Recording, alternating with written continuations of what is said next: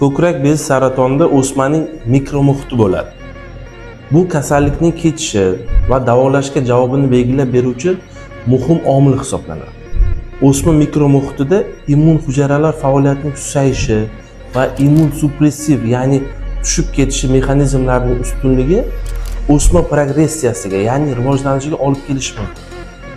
Immunobioterapiya mazkur mikromuhitga ta'sir ko'rsatish orqali holatini modulyatsiya qilish, ya'ni yuqori darajada o'simtaga zarba berib, klinik simptomlarning ifodalanish darajasini kamaytirish maqsadida tavsiya etiladi.